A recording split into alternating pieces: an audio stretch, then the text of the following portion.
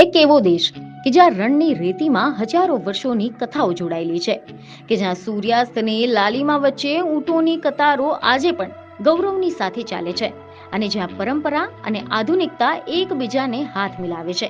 એ દેશે એક એવો નિર્ણય લીધો છે કે જે સાંભળતા જ આશ્ચર્ય થાય. લાખો ઊંટો માટે સત્તાવાર પાસપોર્ટ જાહેર કરવાનો. જી હા, માનવો માટે નહીં, પરંતુ પ્રાણીઓ માટે. અને માત્ર ઓળખ માટે નહીં, પરંતુ અર્થતંત્ર, સંસ્કૃતિ, ટેકનોલોજી અને રાષ્ટ્રીય ગૌરવને એક નવી દિશા આપવા માટે. એવા સમાચાર સામે આવી રહ્યા છે કે સાઉદી અરેબિયાએ જાહેર કર્યું છે કે દેશમાં રહેલા આશરે 22 લાખ ઊંટોને અનોખી ઓળખ આપવામાં આવશે. દરેક ઊંટનો ડેટા, તેના માલિક, તેમની જાતિ, તેમના આરોગ્યના રેકોર્ડ અને તેમની સ્પર્ધાત્મક સિદ્ધિઓ બધું જ એક વ્યવસ્થિત ડેટાબેઝમાં.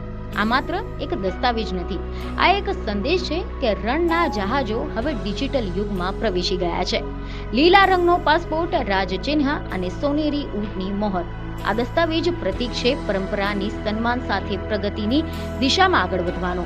સાઉદી પર્યાવરણ, પાણી અને કૃષિ મંત્રાલયે આ પગલું કેમ લીધું? કારણ કે ઊંટ એ માત્ર પ્રાણી નથી, એ અર્થતંત્રનો હિસ્સો છે. તે ઇતિહાસનો જીવંત સાક્ષી છે. તે ધાર્મિક સ્મૃતિઓ સાથે જોડાયેલો છે. તે રાષ્ટ્રીય ઓળખનો અભિન્ન ભાગ છે. દર વર્ષે ઊંટ ઉદ્યોગ દેશને 2 અબજ રિયાલથી વધુનું યોગદાન આપે છે. દૂધ, ઊન, રેસિંગ, બ્યુટી સ્પર્ધાઓ, પર્યટન, હેરિટેજ ફેસ્ટિવલ, નિકાસ, અને હવે આ બધું જ વધુ સચોટ રીતે ટ્રેક કરાશે. એક મીડિયા અહેવાલ અનુસાર એવી માહિતી સામે આવી છે કે વિશ્વમાં અંદાજે 3.5 કરોડ ઊંટ છે, અને તેમાંનો 1.70 કરોડ આરબ દેશોમાં છે. આ સંખ્યામાં સોમાલિયા આરબ વિશ્વમાં સૌથી આગળ છે. ત્યારબાદ સુદાન, મોરિટાનિયા, સાઉદી અરેબિયા અને યમનનો ક્રમ આવે છે. આ દેશોમાં ઊંટ એ માત્ર પશુધન નથી, જીવન રેખા છે. સાઉદી અરેબિયામાં ઊંટોને રણના જહાજો કહેવામાં આવે છે, કારણ કે તે 400 કિલોગ્રામ સુધીનું વજન લઈ શકે છે અને દિવસો સુધી પાણી વગર ટકી શકે છે અને તપતા રણમાં માર્ગ શોધી શકે છે. હવે જો આપણે ઊંટોના ઇતિહાસ પર એક નજર કરીએ તો એક મીડિયા અહેવાલ અનુસાર એવી માહિતી સામે આવી છે કે 20મી સદીની શરૂઆતના વર્ષોમાં ઇસ્લામના પ્રારંભિક યુગમાં મક્કા અને મદીનાની મુસાફરી માટે ઊંટ જ એકમાત્ર સાધન હતું. દૂર સુદૂર દેશોથી આવતા યાત્રાળુઓ ઊંટોના કાફલાના રણ પાર કરતા હતા. વેપારીઓ સિરિયા અને યમન સુધીમાં માલ લઈ જતા હતા. કુરેશના જે સરદારો છે તેમના કાફલાઓ ઊંટની પીઠ પર ઇતિહાસ લખતા હતા. અને આજે એ જ ઊંટો માટે બાયોમેટ્રિક ઓળખ, માઇક્રોચિપ, હેલ્થ સર્ટિફિકેટ અને ડિજિટલ રજિસ્ટ્રીની વાત થાય છે. આ છે સમયનું ચક્ર. સાઉદી સરકારે સમજાયું છે કે જો ઊંટ ઉદ્યોગને વૈશ્વિક સ્તરે સ્પર્ધાત્મક બનાવશે તો પછી પારદર્શકતા, ટ્રેસેબિલિટી અને હેલ્થ મેનેજમેન્ટ જરૂરી છે. અને પાસપોર્ટથી દરેક ઊંટની અનન્ય ઓળખ થશે. ચોરી અથવા તો ગેરકાયદેસર વેપાર અટકશે. સરહદ પારની હિલચાલ પર નિયંત્રિત થશે અને રોગચાળો ફેલાતા અટકાવવા માટે વેક્સિનેશન અને હેલ્થ ટ્રેકિંગ સરળ બનશે. ઊંટ રેસિંગ અને બ્યુટી પેજન્ટમાં ભાગ લેતા જે ઊંટો છે તેમની વંશાવળી અને પ્રમાણિકતા સાબિત કરવી પણ સરળ થઈ જશે. કેટલાક લોકો જે ઊંટોની કિંમત લાખો ડોલર સુધી પહોંચાડે છે, ખાસ કરીને સુંદરતાની સ્પર્ધામાં વિજેતા થયેલા ઊંટોની. સાઉદી અરેબિયામાં King Abdul Aziz camel festival, આના જેવા ભવ્ય કાર્યક્રમો યોજાય છે કે જ્યાં હજારો ઊંટો ભાગ લેતા હોય છે અને વિજેતાઓને વિશાળ ઇનામ પણ મળે છે. આવા કાર્યક્રમોમાં પારદર્શકતા અને સચોટ નોંધણી માટે પાસપોર્ટ મહત્વપૂર્ણ બની જાય છે. ઊંટોના રંગ, જાતિના આધારે વિવિધ વર્ગીકરણ થાય છે. મજાહી, મગાતીર, શીલ્ડ અને સુપર જેવા દરેક પોતાની ઓળખ, પોતાની કિંમત, પોતાની પ્રતિષ્ઠા, અને હવે દરેક જાતિની વિગતો સત્તાવાર રીતે નોંધવામાં આવશે. આરોગ્યની દ્રષ્ટિએ પણ આ પગલું અત્યંત મહત્વનું છે. સેલોસિસ કે પછી અન્ય ચેપજન્ય રોગોના નિયંત્રણ માટે ટ્રેકિંગ જરૂરી છે. સરકાર ઊંટોમાં માઇક્રોચિપ લગાવી રહી છે, જેથી કરીને ડિજિટલ સ્કેનથી તરત જ ઓળખ થઈ જાય. આ એક પ્રકારનું પશુ આધાર કાર્ડ છે કે જે ઊંટોના ઉદ્યોગને વ્યવસ્થિત બનાવશે.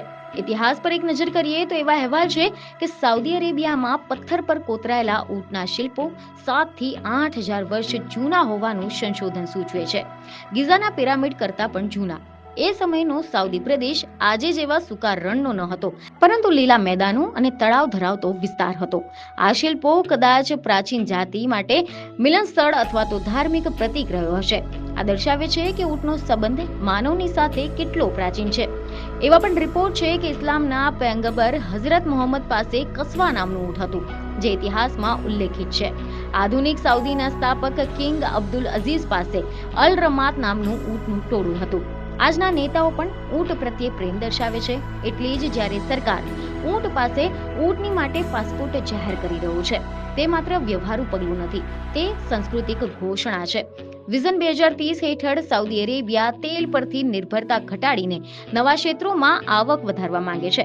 પર્યટન, મનોરંજન, કૃષિ, પશુપાલન, ટેકનોલોજી, ઊંટ આધારિત ઉદ્યોગ આ વ્યૂહરચનાનો એક ભાગ છે. જોકે હાલ તો સવાની જેવી કંપનીઓ ઊંટડીના દૂધમાંથી પાવડર, ચોકલેટ, આઈસ્ક્રીમ બનાવે છે અને અનેક દેશોમાં નિકાસ કરે છે. ઊંટનું દૂધ પોષક તત્વોથી સમૃદ્ધ ગણાય છે. કેટલાક અભ્યાસો અનુસાર તેમાં વિટામિન સી અને આયરન હોય છે. આના સાથે જ અબીલ બ્રાન્ડ ઊંટના ઊન અને ચામડીમાંથી પ્રીમિયમ ઉત્પાદનો બનાવે છે. ઊંટની ચામડી મજબૂત અને ટકાઉ માનવામાં આવે છે. આ સમગ્ર મૂલ્ય જે શૃંખલા છે તે પાલનથી ઉત્પાદન, પ્રોસેસિંગથી નિકાસ, પાસપોર્ટ અને ડેટાબેઝથી વધુ મજબૂત બનશે. આની સાથે જ આંતરરાષ્ટ્રીય વેપારમાં સ્વચ્છતા અને ટ્રેસેબિલિટી જરૂરી છે. જો ઊંટ અથવા તો તેના ઉત્પાદનો નિકાસ કરવા હોય તો પછી સત્તાવાર હેલ્થ અને ઓરિજિનલ સર્ટિફિકેટ જરૂરી બને છે. પાસપોર્ટ સિસ્ટમ આ પ્રક્રિયાને સરળ બનાવે છે. કેટલાક વિશેષ ઊંટ રેસિંગ અને પ્રજનન કાર્યક્રમો ચલાવવામાં આવે છે કે જ્યાં વંશાવળી અત્યંત મહત્વની છે. ડિજિટલ નોંધણીથી બ્લડ લાઇન જાળવવામાં સહાય મળે છે.